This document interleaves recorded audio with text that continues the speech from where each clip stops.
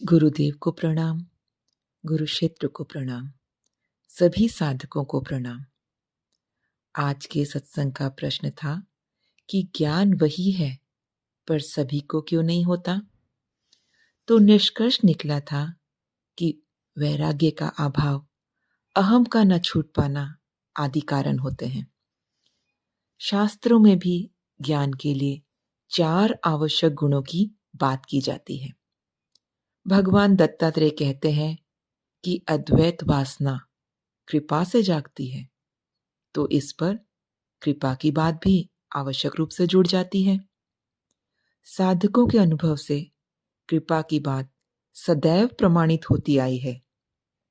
यह अद्वैत वासना क्या है? तो सेपरेशन छोड़ने की चाह, अर्थात अहम के त्याग की इच्छा।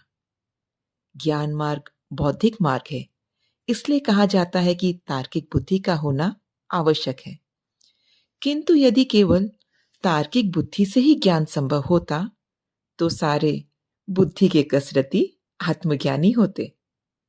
इसलिए ज्ञान के लिए केवल बुद्धि नहीं, साधक के गुणों की भी बात की गई है। शिव सूत्र कहता है, वितर्क आत्मज्ञानम, अर्थात आत्मज्ञान तर्क से परे है। तो तार्किक बुद्धि व्यवहारिक ज्ञान के लिए उपयोगी हो सकती है।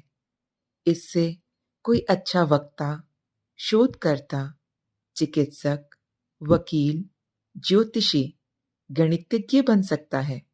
किंतु आत्मज्ञान के लिए तार्किक बुद्धि की नहीं, आध्यात्मिक बुद्धि की आवश्यकता होती है। अब आध्यात्मिक बुद्धि क्या है? आध्यात्मिक बुद्धि वह है जिसने अपनी पूरी क्षमता का उपयोग करके यह देख लिया है कि वह संसार को ठीक करने में असफल रही है या फिर असफल होगी, तो अब वह अस्तित्व को मौका देकर देखना चाहती है। तो ज्ञान मार्ग के लिए आध्यात्मिक बुद्धि चाहिए, वैसी बुद्धि जो समर्पण के लिए तैयार हो, जिसमें श्रद्धा हो, अति तार्किकता, अति बौद्धिकता, विशेषज्ञता से उत्पन्न श्रेष्ठता का भाव अहम को बढ़ाता है। और अध्यात्म क्या है?